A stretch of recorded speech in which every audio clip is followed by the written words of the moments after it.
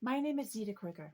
Welcome to Infinity Within Coaching Podcast, a place where we explore the connections within and the disconnections within. Those disconnections can lead us into really difficult, toxic spaces in our life. They can also keep us locked to toxic cycles, things that we don't even recognize. So this is a space where we use lots of tools in order to explore how to have a healthier relationship with yourself, which in turn leads you to having healthier relationships for your entire life. Today is fabulous because we are going to talk about spirituality, not in a guru-y kind of, religious way, but in a way that your innate, that's the very fact that you were born, the innate sense of self, right?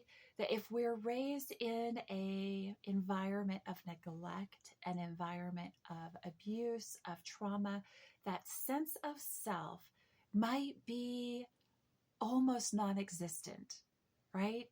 Just imagine, let me show you. So I've got a candle here, right? Beautiful, yummy, delicious candle. I actually journaled about it today. The candle is important because imagine that moment, like right when you get the candle and it's just perfect and unlit, right? It's perfect. It's perfect. You can see its perfection, but it's not lit. It's not doing its purpose. It's not fulfilling its potential, right? So we are created in a perfect human form, even with birth defects or deformities that we may think that we have. We are created in the spirit of the human perfection form. Just like that candle, until we light it, until we actually create an ignition, a spark, a recognition that it takes flame and gives something back, gives warmth and energy, peace, right? When you have a candle burning, you know how wonderful it is. I had this one going earlier and it has a wooden flame, so it's crackly.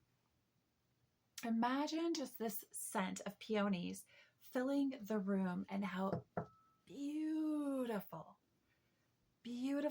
the room is. It's snowing outside. It's a beautiful candle going and a little tiny wooden flame that's crackling. The candle then is at its full potential. It is serving its full purpose. It's why somebody gifted it to me, right? So that I could sit and enjoy it at its most beautiful state. Isn't that interesting? How many of us humans are actually living to our potential, living in our most beautiful state of why we were created? Now you might be going like, I don't even know why I was created. I don't know why I'm here. I don't understand it. I feel very confused. I feel very disconnected. I feel guilty. I feel ashamed. And that is why we're here. We're here to talk about those things. And I want to read you guys something that I, in my research for today's podcast and my journaling, just my 4 pages of work towards bringing the best message to you today. And to me, this is everything that I share with you is growth that I have experienced and that I truly, deeply believe in because I've seen the work pay off. Okay. So because you were born, that is the evidence that you have a right to a spiritual sense of self. And you have to trust in the reality of a force greater than yourself. It can be very, very confusing and crippling to believe in that. And if it's crippling and confusing if we were raised in neglect, emotional, physical abuse, trauma, if we were raised in a space where we've had a relationship that's kind of shaken our core of self, that could break our spirit. But if we were raised with the neglect, we would have a spirit that's been dampened and tuned to somebody else's needs. somebody else's desires for you. The very outcomes of surviving an abusive childhood can push us further away from our connection to self. And who wins when that happens? Who's the winner? The abuser. The toxic personality is the winner in that situation. They are being served because they are getting your attention, which is their goal. It feeds them. It draws you away from your purpose, from your innate spirituality of self. When that happens, when we pull away from our spirituality of self, it can look like a chronic people-pleasing, a lack of boundaries, relationships, and a trigger fear of abandonment. Ooh, put my hand up on that one. Whew, that was a hard one to break for me a few years ago. Chronic apologizing. Holy hell, I'm pretty sure I apologized for breathing at certain points in my life. Because if you breathe too loud, the eggshells you're walking on are going to fracture and the rage is going to unleash. There's no room for you in a toxic environment. So you squish yourself. You learn survival mechanisms. So why? So you can stay alive. Okay, so we want to get it straight in our head that these, people-pleasing, an unconscious desire to fix, rescue, or be chosen. Ooh, pick me. That was me right here. We betray our own needs because we feel guilty and shameful for having needs. Right? So disconnected from ourselves. We live with a false sense of who we actually are because we actually don't have a clue who we are. We've never been allowed to develop that. We've never been special in the eyes of unconditional love, which is truly the job of a parent. But if we didn't have parents who could see outside of themselves and give us unconditional love, we don't have a clue what it's like. These childhood neglect symptoms that we experience will also manifest into adulthood in nightmares, intrusive thoughts, insomnia, avoidance, substance misuse, and addiction. I was addicted to people pleasing right here. And food. But I also learned that I didn't have a safe relationship with food because that was even taken away from me. It's insane when you start to dig into what a traumatic childhood can do to you and manifest in you as an adult. Hyperarousal, hypersexuality, disassociation, trust issues, flashbacks, self-harm, interpersonal distress, low or no self-esteem, control issues, anger outbursts. I mean, perfectionism. On and on and on. The complexities go that keep us detached from understanding our spiritual self. And again, why would that be? If we're born with an innate sense of intuition, an innate sense of humanity, why would we be separated from that? Because it serves the person who's doing the separating. Our obedience serves them. So what we want to do is we want to come back around to experiencing ourself. Is spirituality, a sense of our spiritual self and our spiritual being can benefit our mental health. Spiritual beliefs and practices can foster connection and meaning. In times of discord in our life, we can turn to our sense of universe, our sense of God, or whatever we believe is a higher calling, right? We were put on this earth not to serve others, but to bring our most genuine, our most beautiful sense of soulful purpose and share it forward with others. Everything that keeps us from doing that is those false if you're a religious person, you would call them false idols. But if you are just working on spirituality, we really would just leave them at abusers, at toxic people, at toxic relationships, toxic circumstances, things that pull you away from the belief that anything is possible for you if you follow who you know you're meant to be. We're taught and trained from every angle, from commercialism. We go to the grocery store and we're told, like, stand in this line, pay with this, don't buy that. Nobody likes that. Everybody likes this brand. Everything in the world is designed for, let me back up. Everything in the world that is trying to pull you away from your spiritual journey of self, from truly encapsulating who you are meant to be, who you were born to be, is trying to sell you a different idea of who you're supposed to be. That's a better way to say it. And we don't want that. I don't want that for you. I want you to walk it boldly and courageously into the unknown, to let go of the only things that you've ever known.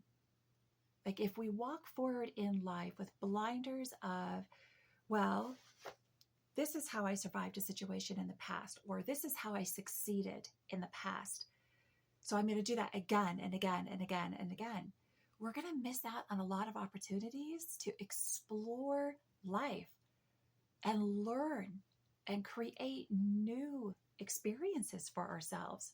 We're going to be stuck in ruts so deep that we miss out on a lot of what life is offering us. If we free ourselves up to being open to the idea that the unknown offers opportunity, possibility, enterprise, soulfulness, and that the unknown isn't scary because we're doing all of our work to connect to ourselves.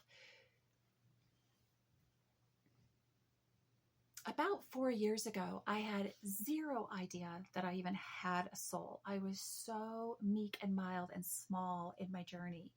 Maybe it was 5 years ago. And I remember asking my therapist, but I don't even feel like I have a soul. That wasn't actually true. Clearly, I have a soulful self and a soul. The toxic levels in my life had just done their job so well, and it disconnected me completely from my innate spiritual possibility of self. And in turn, they got obedience, they got complacency, they got somebody who would have no sleep so that everything else could be done for them. A people pleaser who was incredibly good at her job. So when we break free of toxic cycles and we begin to explore spirituality, and you can do that in a multitude of ways. It can literally just be doing your trauma work. It can be showing up for yourself in a really unusual way for you. Self-care, sleep, all of these little things, when we break free and chip away at trauma, at our learned responses, at our innate need to have, for those of you that have lived with narcissistic abuse, you'll understand having 300 plans of action. That's a lot of brain work. That's a lot of your time, of your life, tied up in creating what if survival plans so that you have an action and you have all of the tools gathered around you for all of those plans, just so that you can survive in a space that doesn't actually honor you, love you, respect you, recognize your boundaries, recognize you as a human or an individual. That's not safe or healthy.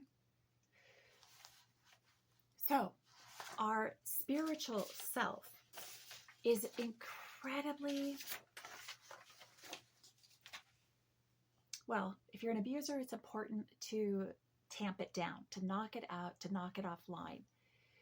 If you are a healing person, it's going to be pretty shaky ground because you want certainties.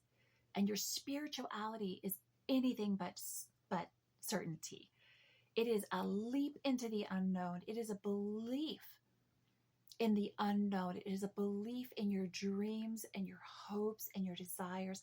It is a belief in that innate soulful purpose and reasoning of self. It's something that's not tangible, but it is something that is so productive to creating the tangibles that you want in your life.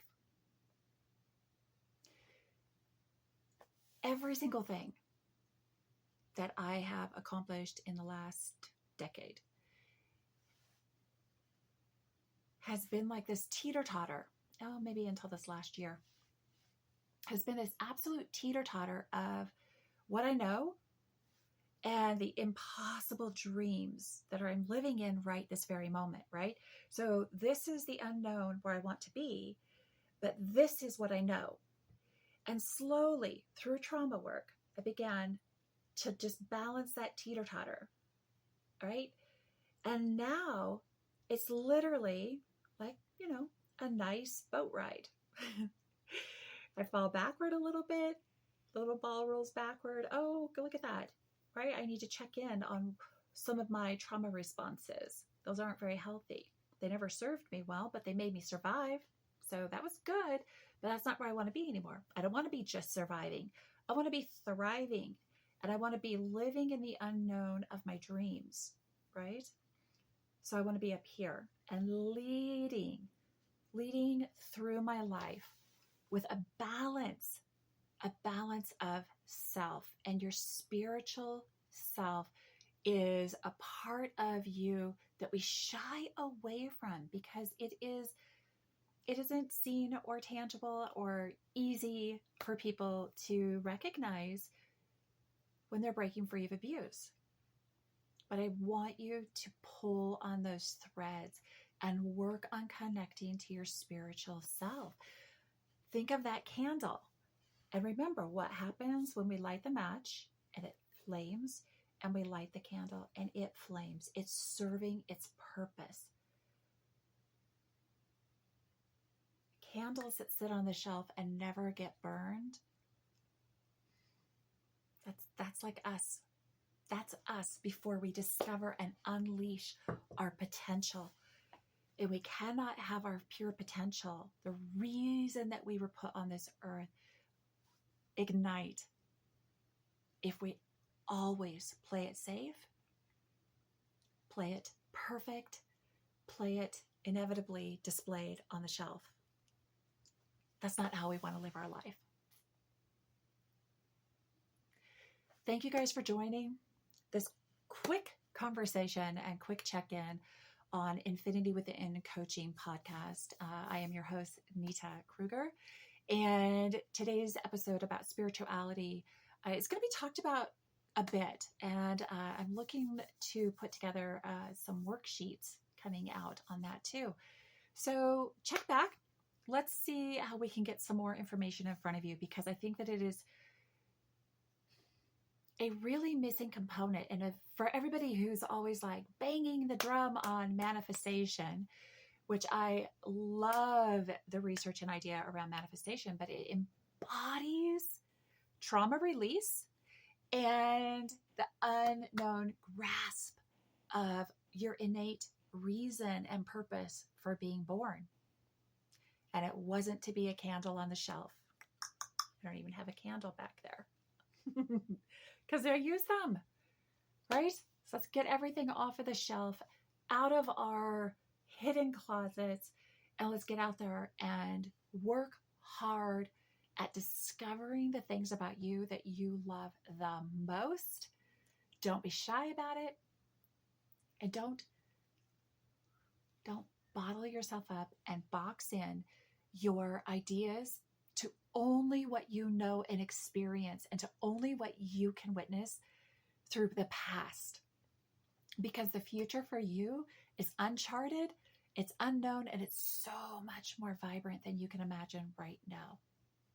Here's to a fabulous week of doing your healing work. I look forward to talking to you guys soon.